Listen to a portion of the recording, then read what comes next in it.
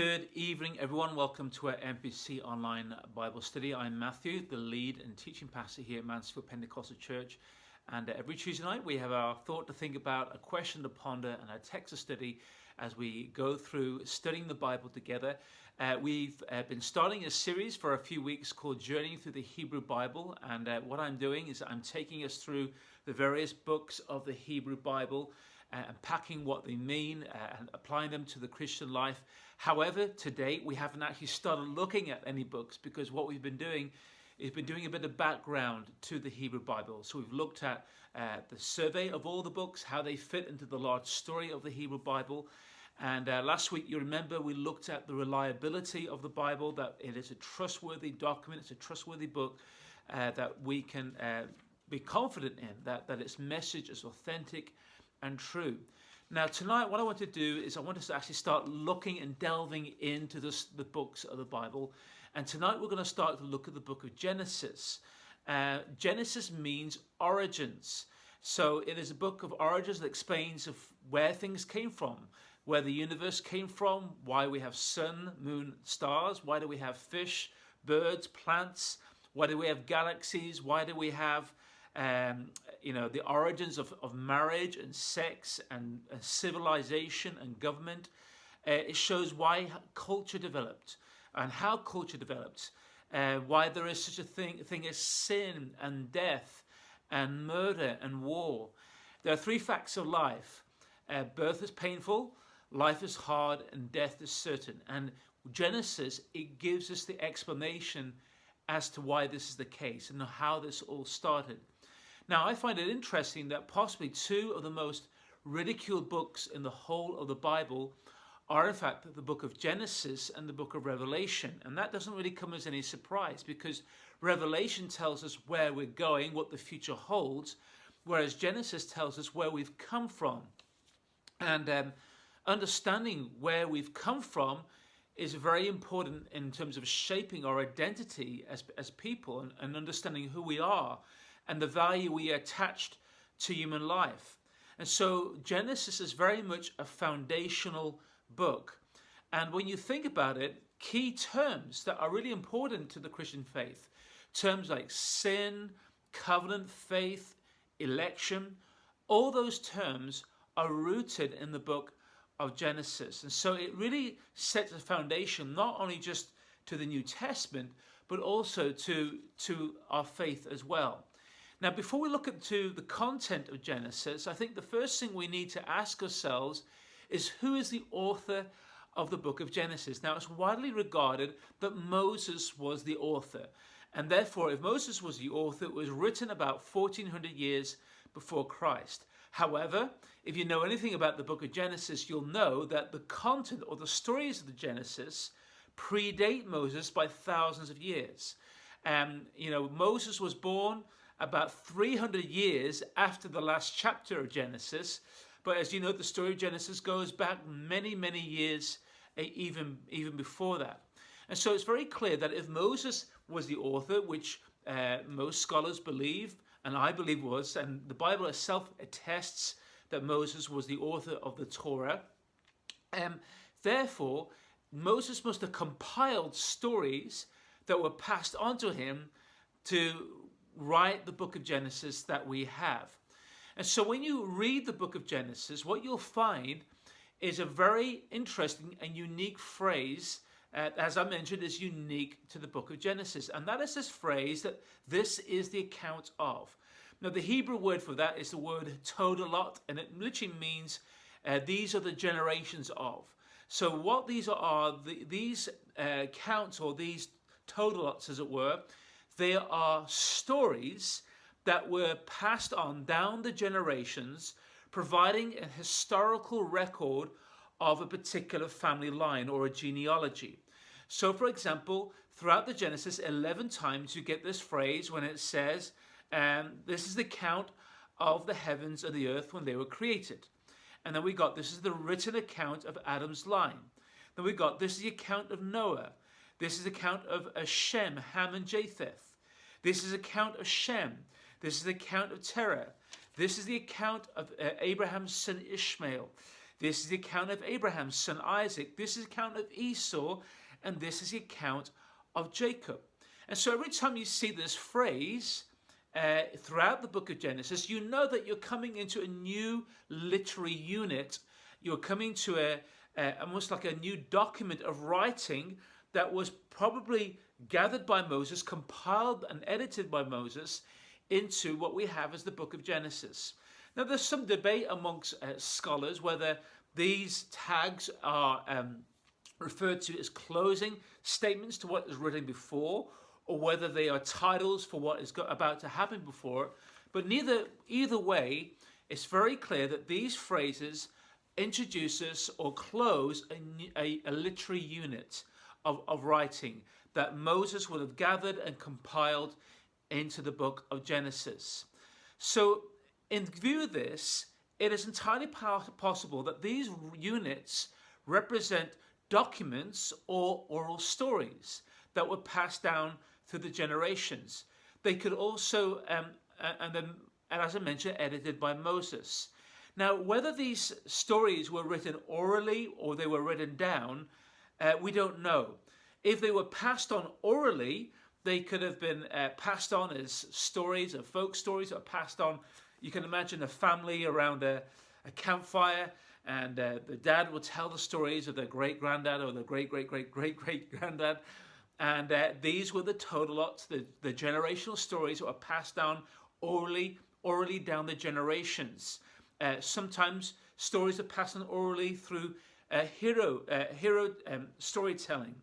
And so that was quite a common way in which records were preserved. And by all accounts, the oral tradition of passing on stories, by all accounts, is an accurate way of conveying historical truth and narrative. On the other hand, they could have been written records. And at that time, particularly the time of Moses and before Moses, the form of writing that was developed was cuneiform writing on clay tablets. So either way, whether it was written down or whether these were oral stories that were passed on, they were still both reliable ways of conveying information of what happened in the distant past. Interestingly enough, in the Chinese language, as far as I understand, in the Chinese alphabet, the first part of the Chinese alphabet actually retells the story of Genesis chapters 1 to 11. In fact, many years ago, I read a book titled The Mystery That Confucius Couldn't Solve. And it's about the mystery of the Chinese language and the characters of the Chinese language. And when you look at the characters of the Chinese language, you'll soon discover that many of those characters are describing the events of the book of Genesis. And so what we find is that even in the ancient civilizations of the world, even the Maoris and the Aborigines and a lot of these tribal peoples will all tell stories that are very similar to the first part of Genesis, which again corroborates and underlies the truth of the Genesis narrative. So given we've talked about the authorship of Genesis, we've talked about the importance of Genesis to us, what we're going to do tonight is we're going to start to look at the content of Genesis, and we're going to look at it into two parts. The first part is about the universal problem of sin from Genesis 1 to 11. And the second part is to do with God's planned solution to the universal problem of sin. That's from Genesis 12 to 50. Now tonight we're just going to look at part 1, and next week we're going to look at part 2. And part 1 is really about creation, the fall and the dispersal of the human race.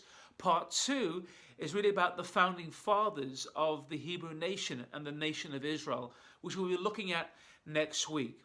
And as we look at each part, we're going to be asking ourselves, what is the underlying theology or beliefs of this part that we're reading, and how does that inform us in our understanding of the New Testament? So let's look at the first part, part 1, which is the universal problem of sin from Genesis chapters 1 to 11. And when we look at this part of the book of Genesis, we are dealing not with hundreds of years of history, but we're dealing with thousands of years of history and many groups of people. Whereas in the second part, we're only dealing with hundreds of years of history and one single family. And so part 1 really sets the universal context, not just for the rest of the story of the Bible, but also it shapes our understanding and our worldview of the world around us as well. We start off firstly with creation, with the first sentence of the Bible being, "In the beginning, God created the heavens and the earth."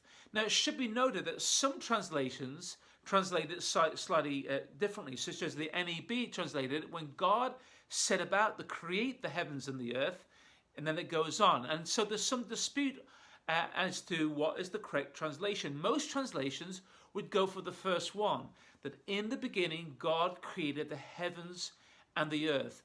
And it all depends really whether Genesis 1 verse 1 is a dependent clause, as it were, on Genesis 1 verse 2. Because if it is, it suggests that God created the heavens and the earth out of material that was already there.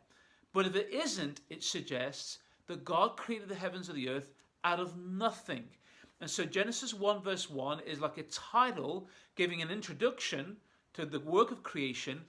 And then Genesis 1 verse 2 describes how God went about the work of creation after he created the matter and the time and the space of the universe. And so many scholars and most translations of the Bible would describe it as that in the beginning God created the heavens and the earth, and therefore God created the heavens and the earth out of nothing. Ex nihilo, which is a Latin phrase, means out of nothing. Now this would line up with what the writer of Hebrews says in Hebrews chapter 11 verse 3, when the writer of Hebrews says that by faith we understand that the universe was formed at God's command, so that what is seen was not made out of what is visible. So that would suggest that when God created the heavens and the earth, there initially was nothing. So out of nothing, God created this world, okay? And therefore, this sentence, "In the beginning, God created the heavens and the earth," is not just the foundation of the Bible, it is the foundation of foundations. Because in this one sentence, we immediately dispel a lot of false worldviews and ideologies. Firstly, it shows us that there is a beginning of time, that this universe had a point of origin. For many years, many atheists tried to show that there wasn't a beginning because they knew that if there was a beginning, it would suggest the existence of a creator who brought this world into existence. But over the years, particularly in the last 50 years, science and findings of philosophy have discovered that a universe did have a beginning. The precise number of years off the top of my head I couldn't tell you, but it was I think it's about 4,500 million or billion years ago supposedly. But nevertheless, there is agreement amongst large swathes of the scientific community that this universe did have a beginning, confirming what the Bible actually says. In addition to that, we see this sentence, "In the beginning, God created the heavens and the earth," which tells us that God exists, okay, that there is a God. And therefore, God is not subject to the laws of nature like we are. He stands out of time, out of space. He is not part of the creation. He is what we call transcendent from the creation. Further, as well as that, the word for God, the Hebrew word Elohim, connotes the idea of more than one person. And so we see right from the very beginning that statement rebuts atheism because it tells us that there is God. It refutes humanism because it says it wasn't man who was there at the beginning, but it was God. It refutes the idea of pantheism. That's the belief that everything is God. No, God is separate from his creation. It stands against polytheism. Polytheism is the belief in many gods. No, there is just one God. And further, it also rejects the notion of Unitarianism, that God is one person, because the word Elohim, God, suggests more than one person. And this then leads us to the next part of the story of Genesis, where we look at the creation story from Genesis 1:2 to 1:3, and we see that there are 6 days of creation. Now, when we look at these 6 days of creation, what you'll notice is that the first 3 days of creation are days of preparation, and the next 3 days of creation are days of implementation. And we also see that there is a symmetry between the days of creation. So in day 1, God creates light, but then in day 4, God creates the sun, moon, and stars to replace the light. In day 2, God creates the space, the heavens, or he separates the waters. He creates the sky and the sea. Then in day 4, God fills the sky and sea. He fills the sky with the birds and the sea with the fish. And day 3, I should say, he then creates the land and the vegetation. And on day 6, he fills the land and vegetation with animals and the pinnacle of creation, the human race. And each day, you'll notice that there's a formula that the writer writes down in terms of the God's creative process. It starts, God says, gives a command, let there be. And then we finish with this phrase, and there was evening and there was morning, the first day. The only day where that phrase, that formula is not used is on the 7th day of creation, which I find very interesting, okay? Throughout this throughout this account of creation, what we also see is that 7 times God says that something is good, okay? And you see that particularly in days 3 and day 6 of creation. Twice God says it's good, it's good. And then also in addition to that, there are 10 commandments from God. 10 commandments of God in creation. And so there's this beautiful symmetry in the creation account. Now, some people ask, is this to be taken literally? Is it to be taken poetically? And actually, that's a really good question, because it's very clear that there is this beautiful symmetry. It's almost like a combination of poetry and prose or literal language. Now, for those people who kind of lean to say that it's more to be taken as a poetic metaphor, would suggest that it acts as a theological counterpoint to the creation stories that were often believed of in those days. So, for example, the ancient Babylonians, they had a story of creation called the Epic of Gilgamesh, it's called. And in that epic, it describes the Babylonian god called Marduk, very pleasant, kills his mother, and from her entrails, sorry for the disgusting details here, he creates humanity so that the human race could be slaves to the gods, okay, of the Babylonian gods. And there are many other Mediterranean or Mesopotamian stories that give these sort of creation stories. And so that was what the ancients believed about the beginning of time, of how the world was created. And yet, when you read Genesis 1, you discover that actually it stands in such contrast to the views and to the general narrative of what was out there at that time. That God actually made humanity, made us in his image and his likeness, which actually brings such amazing dignity to the human race, unlike these other ancient Mesopotamian stories. Again, those who would say that maybe Genesis is to be taken more literally than it is figuratively would quote what God says in Exodus 20 when it says, "For in 6 days the Lord made the heavens and the earth, and he rested on the 7th day."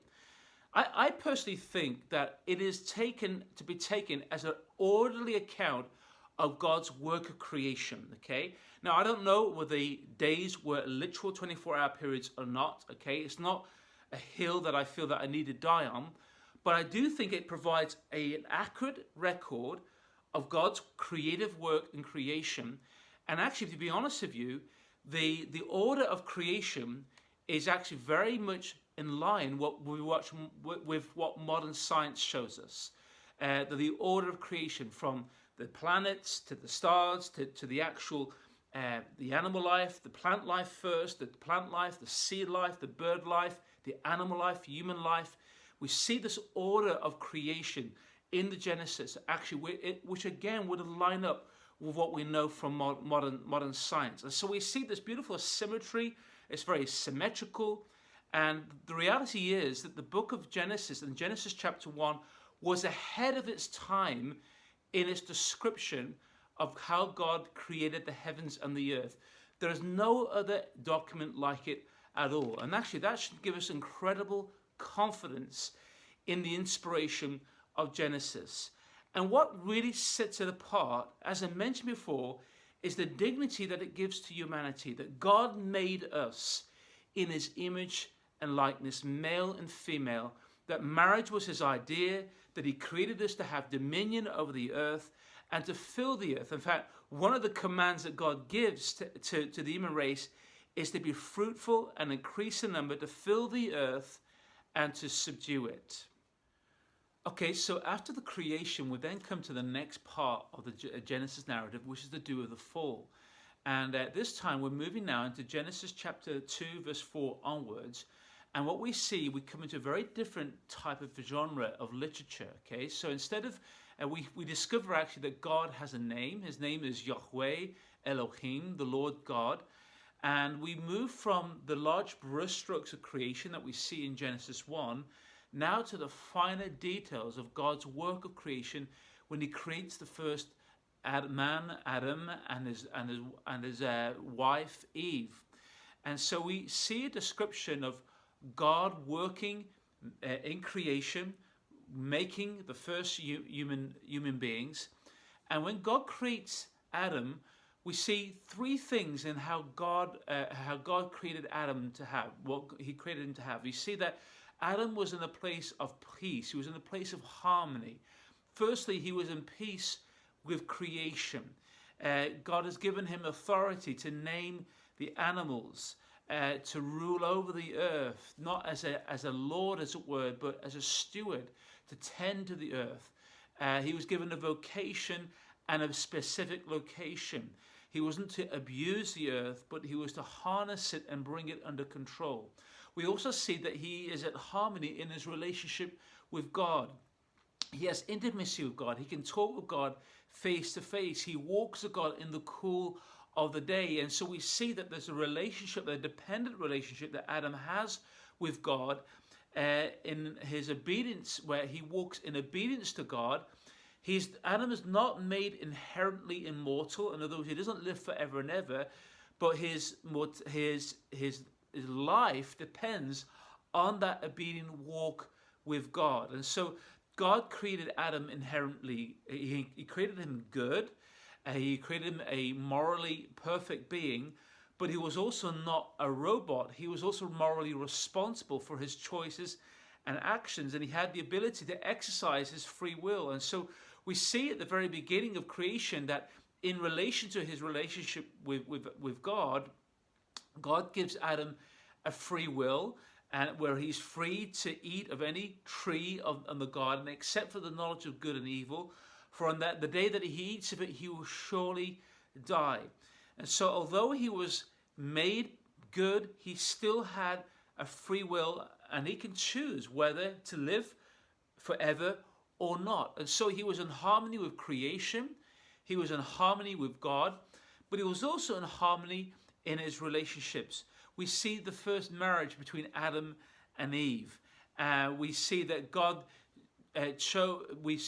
gave Adam the first general anesthetic, and when he woke up, he created the woman to be by his side, equal in God's sight, but also different, where Adam lovingly leads and Eve is a supportive helpmate to Adam. And so we see this wonderful harmony in creation, where Adam is in harmony with creation, with God, and in his relationships. But that harmony is soon disrupted when sin comes into the world. We see that a new character comes into the story, the serpent, who is very clever in how he seeks to disrupt the creative order. He reverses the order of creation in that he persuades and undermines God's word to the woman. And he creates doubt in her mind about the authority of God's word. But when he says that, did God really say you must not eat from the tree in any garden? And that doubt creates desire and disobedience towards the Lord. And so what we see is that we see that first act of disobedience. And what's clearly interesting in the story is that Adam was present when this was happening, and so he abdicated his responsibility to protect his wife. And as a result, sin enters into the human race. And we have an event what is commonly called the fall. And though man does not die physically straight away, he does die spiritually in his relationship to God. His relationship to creation is under strain. Adam and Eve lose their place in the garden from eating, and they were no longer allowed to eat from the tree of life. And from this point onwards, we see a great escalation of sin in the following chapters of Genesis. We have the first murder between two brothers, Cain and Abel, in Genesis chapter 4. In fact, we see the first time the word sin is used in that chapter, where sin is described as crouching at the door of the life of Cain. And from that point onwards, we also see two lines of descendants from Adam and Eve. We have the line of Cain and we have the line of Seth. Those of the line of Cain, as we see, sin increases as the generations pass on. But we also have the line of Seth from the likes of Noah, Methuselah, Lamech, all the way down to Enoch, Methuselah, Lamech, and Noah, all the way down to Noah. And so we have two groups of people, those who live like Cain and those who live like Seth. As the human race continues to grow on the earth, so does the extent of violence on the earth. And the problem is made worse, particularly when we come to Genesis chapters 3, 6, and verses 1 to 4, where we see a particular incident where we see that the sons of God decide to marry the daughters of men. Now, there's been some dispute or some debate amongst scholars of who the sons of God are.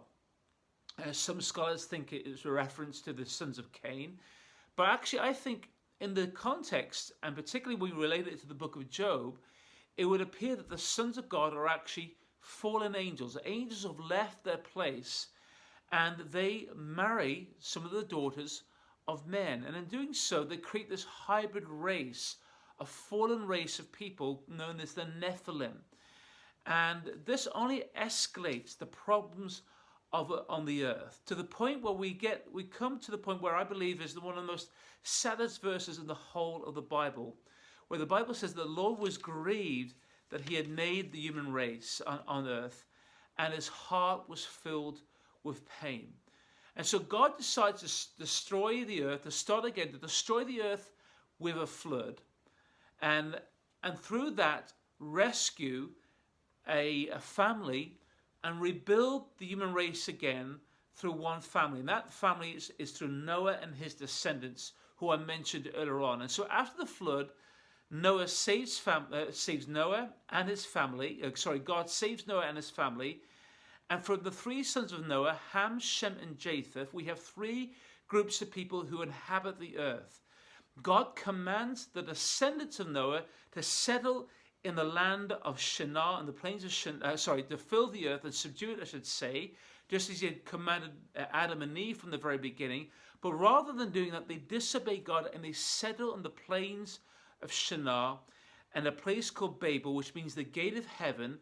And there they built a tower in rebellion to God to make a name for themselves, to make their own way to God. And so it's most likely that the Tower of Babel was a ziggurat which was built maybe in 3 to 7 stages.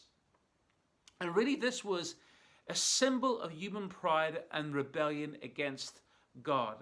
And so as a result of that, God separates them through the various languages of the earth. He gives them the first gift of tongues, and so the various people groups spread throughout the earth as a result of that. The descendants of Ham moved to Africa, the descendants of Japheth to Europe, and the descendants of Shem to the Middle East and to the Far East. And so we see that the first part of Genesis serves as a foundation to the rest of the story of the Bible, with Genesis 1 verse 1 being the foundation of foundations, and it explains why the world is broken, and it also gives us a tentative outline to how God is going to start to redeem the earth. And so that is really the first part of the book of Genesis, the universal problem of sin and how it affects us today. Well, guys, that's a thought to think about. A question to ponder is this: which of the three areas of harmony with God and with each other and our environment do you feel that you need to better tend to? To which of the three areas of harmony with God and with each other or of our environment do you feel that you need to better tend to? And the text of study is, I want you to read Genesis chapter 1. As you read Genesis chapter 1, I want you to make a note of how many commands are there, how many times does God describe that creation is good, and on which day did God say was not good? Which day did God say was not good, or say nothing about it being good? Well, guys, I hope you got something out of that tonight. Listen, I hope you have a great rest of the weekend. And listen, looking forward to seeing you soon. I'm going to be away just for a few weeks. But I hope maybe to get a few of the Bible studies out to you during that time. But you got plenty of guest speakers coming over these next few weeks. And I'm sure you'll be kept in good hands over these next few weeks. But I'm looking forward to seeing you, particularly when I get back from my holidays. Hey, listen, have a great rest of the week, and looking forward to seeing you soon. God bless you all.